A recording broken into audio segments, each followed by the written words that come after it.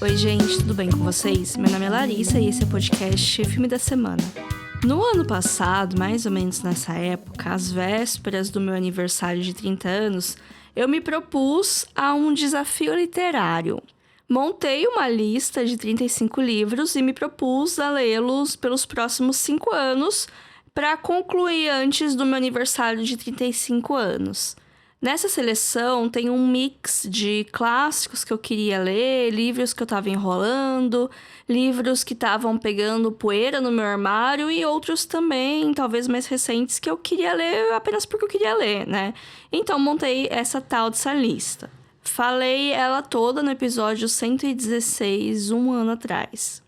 E aqui estamos, amanhã no domingo é meu aniversário de 31 anos e eu venho trazer atualizações para vocês de que estado que está essa lista, eu já abandonei, quantos que eu já concluí e tal. Na verdade, eu não abandonei ela, eu sigo firme e forte, quero concluí-la e eu já fiz 8 leituras. Fui bem melhor do que eu achava que eu ia ser nesse primeiro ano. Nesse ritmo dá para concluir com tranquilidade, espero que continue assim. Então eu vou falar brevemente, sem spoilers, desses 8 livros. Para quem acompanha os episódios de atualização de leitura, eu já falei da maioria deles por lá, não é mistério para ninguém quais são as minhas impressões de cada um, então eu vou tentar me manter sucinta aqui. A ordem que eu vou falar é cronológica, é a ordem conforme eu fui terminando, né? Do que eu terminei há mais tempo, do que eu terminei mais recentemente, né? Então, eu vou começar pelo primeiro que eu li em setembro do ano passado, se não me engano, que foi A Mão Esquerda da Escuridão, da Ursula Le Guin. É um clássico da ficção científica, foi publicado no final dos anos 60. Essa não é uma leitura fácil, mas desde que eu acabei de ler o livro, ela só vai crescendo em mim. A história é sobre um enviado da Terra que vai para um planeta distante onde não existem gêneros, não tem o masculino e o feminino como aqui, tem apenas um gênero, que é o gênero deles. Tem as picuinhas políticas, né, para ter o fio narrativo da história, mas o mais interessante na obra é esse exercício de uma sociedade teoricamente igualitária, quando se removem as diferenças dessa binariedade de gênero. Assim, tá longe de ser perfeito, tanto em execução literária quanto em lugar para se almejar estar, mas é por isso que é um exercício mesmo, sabe? É pra gente pensar como seria e pensar o que a gente faria diferente e como a gente queria que fosse, sabe? E também ele funciona como uma autocrítica, porque eu e muitas pessoas que eu conheço que leram o livro tiveram dificuldade de imaginar esse lugar, porque a língua portuguesa é uma língua binária também, né? A gente coloca gênero em todos os substantivos, então é muito difícil a gente falar de gênero neutro. Todo o papo de gênero neutro é relativamente recente, então a gente acaba caindo no lugar comum de quando não tem uma descrição detalhada ou uma definição exata de gênero, a gente imagina um homem padrão, ao invés de imaginar alguma coisa ambígua. E a própria Úrsula, anos depois, ela escreveu textos complementares falando sobre a obra, falando sobre coisas que ela faria diferente esse tempo todo, adereça algumas críticas que foram feitas, algumas que ela concorda, outras que ela não concorda tanto. Então, assim, é legal ver isso, porque o livro foi criticado, o filme foi bem recebido por alguns círculos, criticado um pouco por outros, e ela ouviu essas críticas. Tem algumas coisas que talvez ela tenha ficado um pouquinho na defensiva, mas ela fez esses textos meio que pra mostrar que ela tá ouvindo e não tá simplesmente ignorando e falando que, sei lá, não levou pro lado pessoal, que nem alguns autores hoje em dia, né, gente? Eu não vou ficar, né, falando muito de cada livro aqui, né, porque já tem as atualizações de leituras, e também porque eu vou falar de 8 livros nesse episódio, eu não quero que ele se estenda muito, mas assim, pra meio que fechar, A Mão Esquerda da Escuridão não é um livro para iniciantes em ficção especulativa, não é uma leitura fácil, eu me senti muito burra, principalmente no começo, mas uma vez que você pega o jeito, ele é muito recompensador. E no terço final dele tem uma mudada de tom que sai da parte política e acaba virando um drama de sobrevivência. E ali, não exatamente do nada, mas um pouquinho do nada, surge uma história de amor tão bonita que eu não tava esperando e eu amei essa parte, eu amei a parte final desse livro. Na época eu dei 4 estrelas de 5, mas hoje eu subiria um pouquinho essa nota, porque as memórias que ficaram do livro são muito, muito boas. O próximo livro é Iluminado, Stephen King, um clássico que gerou outro clássico que foi o filme inspirado nele. Eu falei de ambos no episódio de Halloween do ano passado, o número 133. Mas sobre o livro, não foi o meu primeiro contato com o autor, eu li Joyland uns 2 anos atrás, e confesso que eu gosto mais dele, kkkk. É que o Iluminado, ele tem mais de 400 páginas e demora muito para as coisas começarem a andar. Demora metade do livro para eles chegarem no hotel, né? Porque o Iluminado é a história de uma família que eles vão cuidar de um hotel afastado durante o inverno e aí tudo de ruim acontece com eles nessa estada nesse hotel. Assim, no livro tem uma construção melhor nos personagens e na história deles para dar mais impacto no final, que é uma coisa que o filme ele ensaia um pouco, mas talvez ele não seja o ponto forte do filme. Eu gosto bastante do filme, mas as relações interpessoais eu acho que não é a melhor parte do filme. Mas assim, o complicado do livro é que ele é muito lento na primeira metade e é uma primeira metade longa. Depois ele fica mais ou menos e depois nas 100 páginas finais ele fica muito bom, muito, muito bom. Ele termina muito bem. Só que pra você chegar nesse final muito bom, você leu 300 páginas de qualquer coisa, sabe? E aí é difícil, sabe? Porque é uma prova de resistência. A memória que ficou pra mim no final foi mais de uma missão cumprida do que qualquer outro sentimento positivo direcionado a essa obra. Mais ou menos na mesma época que eu li o Iluminado, eu também li outro livro dessa lista, que é O Silêncio da Casa Fria, da Lauren Purcell. Esse também é um livro de terror. Eu li em outubro do ano passado, gente. Eu fiz um mês temático, foi muito legal. Eu vi uns filmes de terror que eu não conhecia tanto, porque eu não sou tão iniciada no terror. E eu li 2 livros de terror, né? Que foi o Iluminado, que foi uma leitura, na verdade, que eu tinha começado a fazer em julho. E eu terminei em outubro, porque chegou outubro eu falei, não, eu preciso fazer o podcast de Halloween, eu vou fazer de Iluminado. Eu preciso terminar esse livro, pelo amor de Deus, não aguento mais. E O Silêncio da Casa Fria eu li em 15 dias ali. Comecei em outubro e terminei em outubro mesmo. Que eu falei, vou ler outra história de fantasma, né? Que Iluminado, na verdade, é uma história de casa mal assombrada, o livro, né? E O Silêncio da Casa Fria também é uma história de casa mal assombrada, é um padrão. Esse livro entrou na lista porque era um livro que eu tinha comprado fazia um tempo e eu não tinha lido. Eu comprei apenas porque a capa dele era bonita. E no final, a escrita não é tão boa quanto do King. Assim, eu posso falar mal de várias coisas do King, mas não posso falar mal da escrita dele. Aqui é uma autora, não vou falar não tão boa, mas talvez não tão experiente quanto King e tal. Em questão de valor literário, o livro é bem fraquinho. Mas em questão de entretenimento, eu gostei mais do que o Iluminado, porque ele me prendeu, sabe?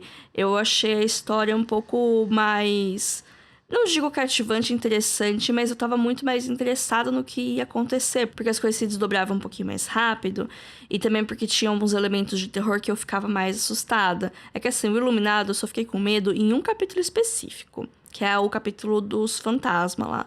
Aí aquele eu fiquei tipo, nossa, realmente, dá medinho. Enquanto que esse tem vários jump scares, mais ou menos, assim, que eu fiquei tipo, nossa, assustei. KKKK, assustei. Então, assim, né? Não é um livro, O Silêncio da Casa Fria não é um livro perfeito, tá muito longe disso. É um livro ok, foi divertido. O final dele realmente é uma coleção de coincidências que você precisa acreditar nelas pra fazer efeito. Talvez eu não goste tanto no final. Mas, assim, eu tô meio carente de suspenses que tenham finais bons, sabe? Tenham finais que eu não fique, tipo... Ah, tá bom, vai. Eu acredito nisso. Então, eu tô um pouquinho carente. Eu aceito recomendações. Porque os últimos livros de suspense que eu li, todos eles eu precisava meio que relevar muitas coisas do final, sabe? Então, sei lá... Esses 3 livros eu li em 2022, no ano passado. O próximo que eu vou falar eu comecei a ler naquele período entre Natal e Ano Novo, mas eu considero uma leitura deste ano, porque eu terminei em janeiro. E ele tá, assim, como o meu livro favorito até então. Foi a primeira leitura que eu concluí em 2023. Todos os outros livros que eu li eu comparo com ele e até então ele tá em primeiro lugar entre os meus favoritos do ano, que é O Morro dos Ventos Uivantes, da Emily Brontë.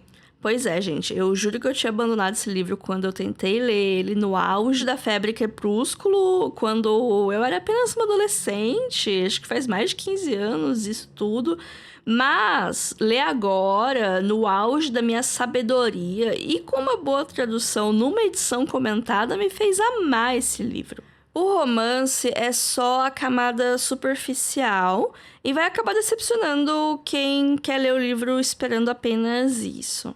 Ele é, antes de tudo, uma grande fofoca, uma história narrada por uma personagem não muito confiável e cheia de mágoa sobre uma galera bem disfuncional e apegada às propriedades isoladas na Inglaterra rural do século XVIII. Não tinha muito o que fazer naquela época e, ao invés do povo transar, eles ficavam se apurrinhando, brigando, mandando indireta, olhando feio, essas coisas completamente não produtivas. E é uma história que ela vai passar por gerações. A gente fica há muito tempo acompanhando a vida dessa galera. Tem muitos temas que dá pra discutir por esse livro, mas eu não vou ficar me alongando aqui muito neles agora, né? Eu li na edição comentada da Zahar e eu recomendo muito pegar edições comentadas para ler clássicos, porque ele te ajuda a ter um panorama diferente e a colocar a cabeça nos contextos da época. E a tradução da Zahar é muito boa também, ela é bem fluida. Se eu tivesse lido numa edição mais antiga, não sei se teria gostado tanto. Hoje em dia eu prezo muito em procurar boas traduções de clássicos, porque como tá em domínio público, toda editora quer ter a sua versão, né? E aí tem várias traduções que acabam rolando com vários níveis de revisão e de época que essa tradução foi feita. Então eu sou fiel a umas 2 ou 3 editoras que eu confio no trabalho deles e eu vou neles para ler clássicos, assim, para evitar, às vezes, você desgosta de algo porque a tradução talvez não esteja lá aquelas coisas, né? O próximo livro da lista é Marina, do Carlos Ruiz Zafón. Outro livro que eu também amei esse ano, tá no meu top 3, por enquanto, né? Pelo menos do primeiro semestre. Eu já conhecia o autor, eu li A Sombra do Vento em 2013, acho, e eu amei. E Marina lembra um pouco a estrutura desse livro, lembra as coisas que eu gosto da Sombra do Vento, mas de um jeito mais simplificado, sem entrar em assuntos mais polêmicos ou em tramas paralelas mais complexas. Ele é infanto-juvenil, tem 190 páginas e o protagonista tem 15 anos. E o livro vai ser a jornada de amadurecimento dele, mas também tem algumas violências e alguns toques de terror que eu achei um pouquinho pesados para uma audiência mais nova. Mas, nossa, o Zafón, ele escreve de um jeito tão gostoso. Se eu tenho alguma motivação para aprender bem a língua espanhola, é só para poder ler os livros dele no idioma original, as palavras que saem da cabeça dele. A história tem aquele ar de aventura juvenil. O Oscar, que é o nosso protagonista, ele fica amigo da Marina, a menina título, que é uma jovem misteriosa, e os dois vão investigar um pequeno mistério, assim, tem uma figura peculiar que aparece num cemitério de vez em quando, e eles vão procurar saber mais quem que é essa pessoa, e se veem envolvidos numa trama complexa e perigosa que envolve um cientista que tenta desafiar a morte. Pois é, gente, eu adorei esse livro e eu acho que os livros do Zafón mereciam edições mais bonitas, porque as capas são tão feias. Eu tenho uma cópia física da Sombra do Vento, uma cópia bem antiga dessa época que eu li, e ela é branca, ela tá toda encardida e a capa também não é muito bonita. Eu queria ter todos os livros dele, mas as capas, as edições são tão simples, as capas são tão feinhas, sabe, que até me desanima de comprar para ter físico, sabe? Eu acabo lendo mais digital mesmo, que acabo lendo mais rápido. Mas enfim, gostei muito de Marina, pode ser uma ótima porta de entrada pro autor, pode ser um ótimo começo para quem tem vontade de conhecer o trabalho dele e às vezes tem um pouco de medo, porque A Sombra do Vento é supostamente o começo de uma série, são 4 livros, mas os livros eles funcionam de forma mais ou menos independente. É interessante ler na ordem de publicação. Eu só li A Sombra do Vento, eu quero ler os outros, mas isso implicaria em eu reler A Sombra do Vento, porque eu lembro muito pouco. Mas uma hora vem aí. Mas os livros da série, eles funcionam de maneira independente. Então não se cobrem em completar a série, porque dá pra ler só A Sombra do Vento e ficar na paz. É que eu quero ler porque eu gosto muito do autor. Então eu vou ler tudo que ele escreveu, né? Já que ele já é falecido e tal, né? Enfim. Agora eu vou falar de 2 livros que eu tava enrolando tanto tempo pra ler que eles entraram nessa lista justamente pra eu tomar uma atitude. E quando eu falo muito tempo, eu quero dizer assim, pelo menos uns 10, 13 anos, mais ou menos. Não é uma coisa de 2 anos atrás, 3 anos atrás. Isso é pachinko, sabe? Que eu tô falando faz uns 2 anos que eu vou ler e nunca chega. Esses livros aqui eu tô falando pelo menos desde 2009 que eu quero ler. Eu amo o filme de Stardust. Ele marcou minha adolescência, eu revi várias vezes. Eu ainda não racionalizei o porquê exatamente eu gosto tanto. Além, é claro, da minha irremediável atração por homens de cabelo comprido e de histórias com bruxas bonitonas. Não sei por que eu gosto tanto desse filme. Até fiz um episódio do podcast pra ele lá nos primórdios, no primeiro ano do programa. E aí, esse ano, deixei de enrolação e eu li o livro, que ele calhou de estar na seleção do Kindle Unlimited, na mesma época que minha assinatura estava ativa. Eu não vou falar que eu me decepcionei com o livro, porque todos esses anos me fizeram baixar um pouquinho a expectativa. E também porque teve uma amiga minha que já tinha comentado que leu o livro e que foi bem diferente. Ele tem o mérito de ser uma fantasia de volume único. O texto é fluido, como tudo que eu já vi do Neil Gaiman. Acho que eu não comentei, né? Stardust tem o subtítulo de O Mistério da Estrela e foi escrito pelo escritor inglês Neil Gaiman, que é um cara que eu gosto, que eu já li muitas coisas dele, mas nada eu consigo falar que eu amo. E Stardust não foi diferente. Assim, eu também não acho que tá entre os melhores do que eu já li dele. Eu acho ok. Eu acho Stardust livro muito ok, assim, sabe? No geral. A ideia eu acho boa, mas a execução eu acho um pouco bagunçada. E aí entra todo o mérito dos roteiristas do filme, porque eu acho que foi mais eficiente o jeito que as tramas paralelas foram unidas no filme do que no livro. Foi mais fácil pra eu ler o livro porque eu sabia o que acontecia, porque eu sabia o livro de cor, né? Então, tinha coisa que parecia perdida, mas eu sabia que não ia ser perdida porque eu tinha visto o filme. Mas quando você tá lendo o livro, tem muitas mudanças de foco, porque tem 4 tramas paralelas acontecendo ao mesmo tempo, que é um pouco cansativo, sabe? Não é tão dinâmico, mas o texto é fácil de ler, então tem aquele negócio, né? É fácil de ler, mas tem umas horas que você não entende pra onde as coisas estão indo, e aí tem hora que é muito difícil de resolver e resolve rápido, porque o que importa não é resolver, é o caminho até a resolução, sabe? Então, tem essas coisas. No final, eu fiquei com esse gostinho de queria ter gostado mais, queria que tivesse mexido mais comigo, que é um sentimento que eu tenho com muitos trabalhos do Neil Gaiman, pra ser bem sincero. É um autor que eu gosto, que eu já li bastante coisa, mas eu sempre fico com uma sensação de que faltou algo que eu não sei dizer. Eu acho que eu preciso de uns 10 anos ainda pra racionalizar todo o meu sentimento com o Neil Gaiman e pra chegar na conclusão do porquê eu penso as coisas que eu penso. Enfim, é uma jornada, gente. Mas Stardust foi isso. Foi uma leitura ok. Um livro ok. Calhou de estar de graça quando eu tava com o Kindle Unlimited, então é uma recomendação meio mista, assim, pro pessoal. Vocês querem ler? Vão ler. Vocês não querem ler? Então não leia, sabe? Não vou falar que, não, vocês precisam ler porque esse livro é incrível.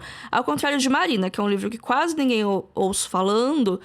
Assim, eu já ouço poucas pessoas falando de Zafon, mas falando de Marina ainda menos. Eu acho que devia ser mais falado. Esse livro eu acho que devia ser mais lido e mais comentado.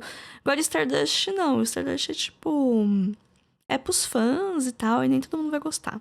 Outro livro que eu tava enrolando tanto pra ler, que a editora nem existe mais, é Memórias de uma Geisha, do Arthur Golden. Eu tenho esse livro físico, que eu comprei na época que eu vi o filme. Isso foi 2010, se não me engano.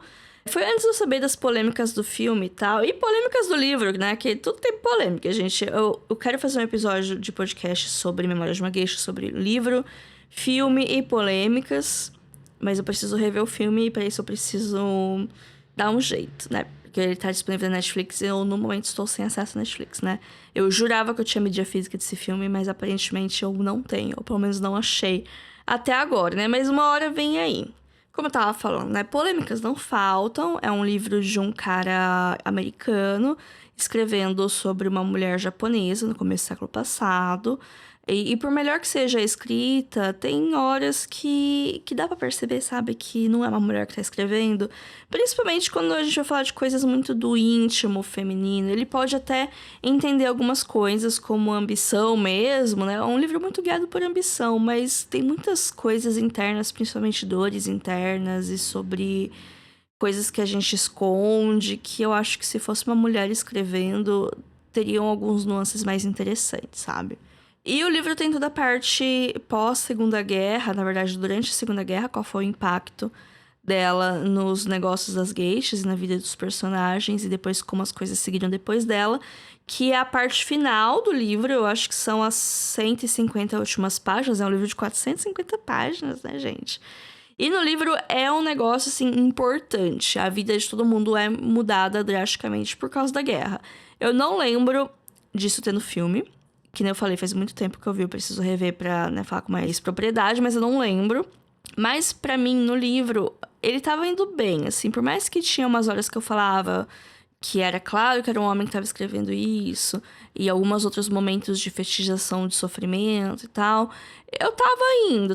Falei, não, tá bacana. Mas depois da Segunda Guerra, como o pessoal volta, eu fiquei bastante incomodada, sabe? Uma visão. Começam a ter muitos soldados norte-americanos e um desejo de mudança para os Estados Unidos de um jeito meio esquecendo que foram eles que tacaram 2 bombas atômicas, sabe? A bomba atômica é um parágrafo falando... e aconteceu umas bombas horrorosas na região lá de Hiroshima e Nagasaki, foi terrível. Conheço uma pessoa que morreu. Ponto. Nunca mais é falado sobre o assunto. E depois ela vai lá e Estados Unidos, terra da oportunidade. Aí só fiquei tipo, mas sério, que isso? Enfim... Essa parte eu não gostei muito. A conclusão eu acho um pouco corrida, considerando que é um livro de 450 páginas. Achei que a conclusão é um pouquinho corrida, assim, os anos finais que o livro trata, achei um pouco corrido demais, um pouco... Muitas coisas nas entrelinhas demais. Aí eu não gostei tanto. Mas, no geral, mesmo com todos esses problemas que eu falei... Foi uma leitura gostosa, assim. Eu não tinha medo de ler o livro. Que tem alguns livros que eu leio por obrigação, por causa de um ou outro compromisso, e que eu falo, não, agora eu vou ler, porque eu preciso ler e eu preciso terminar esse livro. Não, esse livro eu pegava pra ler porque eu queria ler. Eu queria saber o que aconteceu com a Sayuri, eu queria passar aquele tempo com ela.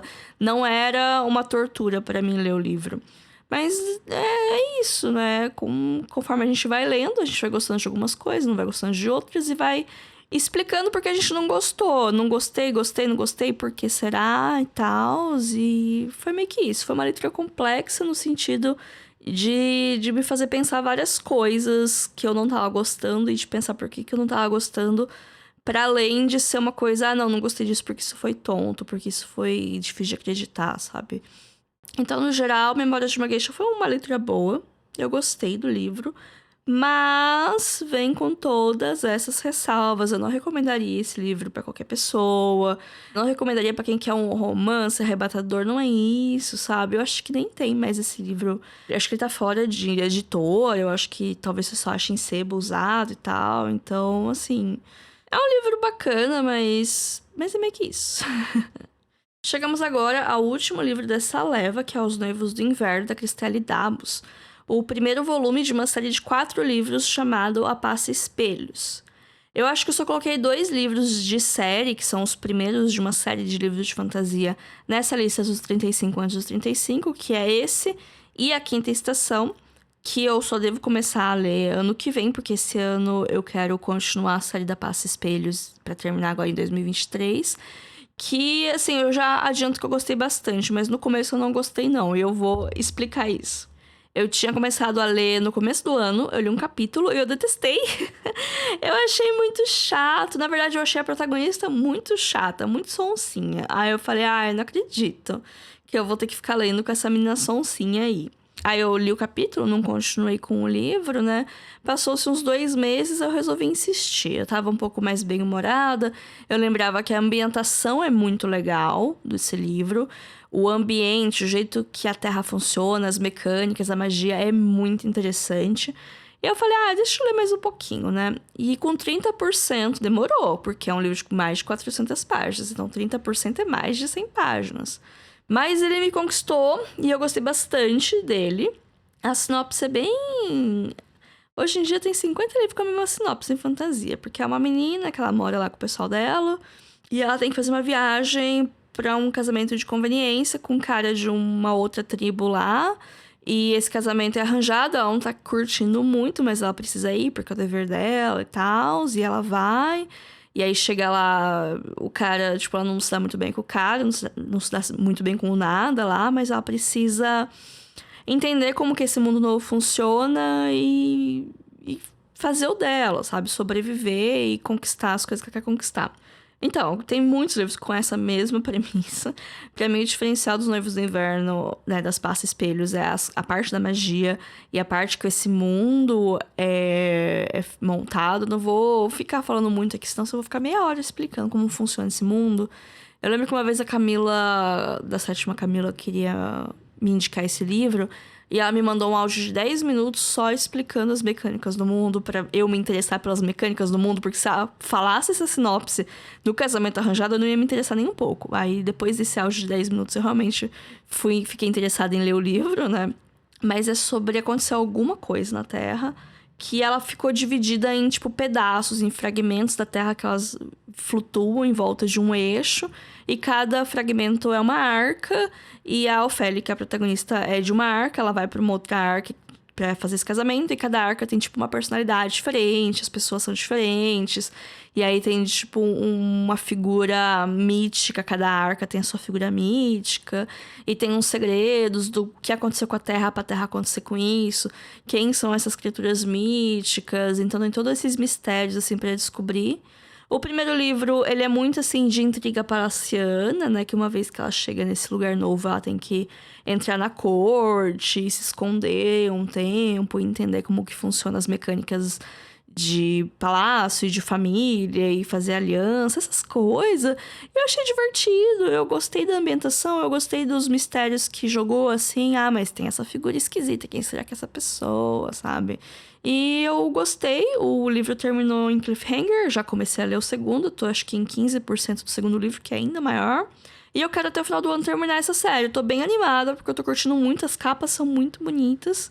E fiquei feliz de ter insistido, né? Que nem eu falei, eu não gosto muito de ficar insistindo em coisa que eu vejo que já não vai dar em nada, mas esse ainda bem que eu insisti, porque por enquanto tá sendo muito bom.